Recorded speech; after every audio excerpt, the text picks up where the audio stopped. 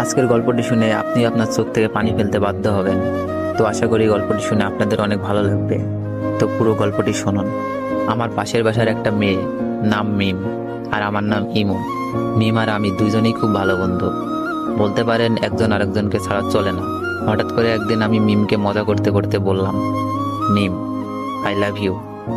ও বলে, শোন ইমন, আমি তোকে ভালোবাসতে পারবো না, তুই শুধু আমার বন্ধু। এই কথা বলেই চলে গেল, আটকাতে পারলাম না। এভাবেই দিন যেতে লাগলো, কিন্তু মিম তো আমাকে ভালোবাসে না। কি যে করি। বলতে বলতে মিমের ফোন। ওই ইমন, কি করছো? তোর কথাই ভাবছিলাম মিম। চুপ থাক, খাইছস? না, তুই খাইছস মিম? হ্যাঁ খাইছি। তুই এখনই খেয়ে নে, আর মাঠে তাড়াতাড়ি আয়।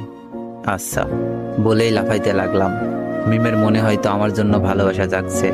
তাড়াতাড়ি খেয়ে গেলাম, গিয়েই বললাম, কিরে মিম, হঠাৎ জরুরি তলব? সামনে আমাদের এক্সাম রে, খুব টেনশনে আছি। কোনো চিন্তা করিস না, ফেল করলে তোরে তো আমি বিয়া করবো, তারপর 2টা ক্রিকেট খেলার টিম বানাবো, তোর এক দল আমার এক দল। বলেই হা হা করে হাসি দিলাম। কিন্তু হাসি দেওয়ার পর যা ঘটলো তা আমি কেন, আমার চোখও বিশ্বাস করতে পারলো না। এমনভাবে আমার গালে চড় মারলো যেন গাল দিয়ে ধোয়া বের হচ্ছে। চড়টা মেরেই মিম বলা শুরু করলো, তোকে বন্ধু করেই জীবনে বড় ভুল করেছি, আজ থেকে আমাদের বন্ধুত্ব এখানেই শেষ। বলেই চলে গেল। আর আমার চোখ দিয়ে বৃষ্টির মতো পানি পড়ছে। কিছুই বুঝতে পারলাম না, খুব খারাপ লাগছে। শেষমেশ বন্ধুত্বটাও শেষ। কেমন জানি স্বপ্ন স্বপ্ন লাগছে, তাও কিছুই করার নেই।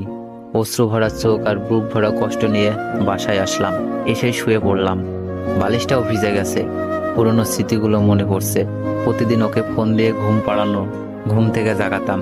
দিনে কমপক্ষে 100 বার ফোন আর মেসেজ তো আছেই। সব স্মৃতিগুলো মনে পড়ছে। আমাদের বন্ধুত্ব শেষ হলেও আমি ঠিক আগের মতোই ফোন দিতাম, মেসেজ দিতাম। মিম খুব বিরক্ত ফিল করত, তারপরও কথা বলতে চাইতাম। হঠাৎ একদিন দেখলাম মিম পার্কে বসে এক ছেলের সাথে হেসে হেসে কথা বলছে, যেন কলিজাটা ছিঁড়ে যাচ্ছে। তাই বাসায় এসে পড়লাম। বুকটা ব্যথা করছে, তাই ভাবলাম মিমকে একটা ফোন দিই। অনেকবার কল হওয়ার পর রিসিভ করলো। মিম, বুকে ব্যথা করতেছে। মিম বলল, ব্যথা করা ভালো, এখন আমাকে ডিস্টার্ব করবি না, পরশু আমার এক্সাম। আমি বললাম, আচ্ছা, নাপা খেলে ব্যথা যাবে? হ্যাঁ যাবে, এখন আর ফোন দিস না প্লিজ, কিছুই পড়া হয়নি। আমি বললাম, কয়টা খাবো? তোর যতটা খেতে মন চাই খা, প্লিজ ইমন, আর না। আমি এবার বললাম, লাস্ট একবার, ভালোবাসিস?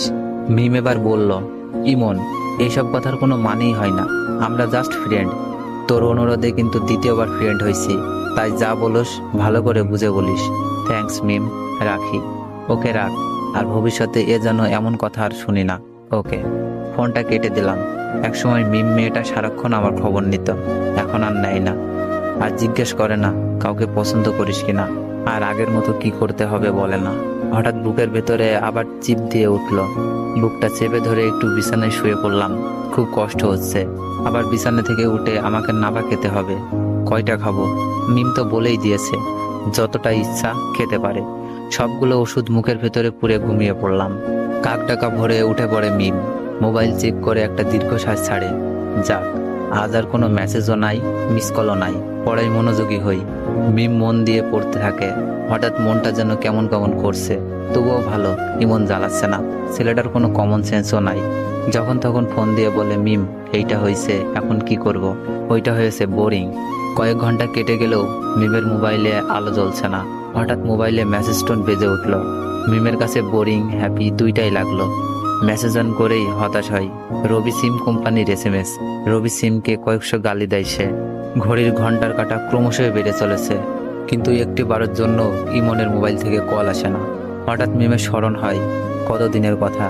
ইমন বলেছিল, মিম, বুকে ব্যথা। ওর ভুরু যুগল কুঁচকে যায়, মুখটা কালো হয়ে যায়, বুকের ভেতরটা খা খা করে ওঠে। মন থেকে কত রকম ভয় করছে।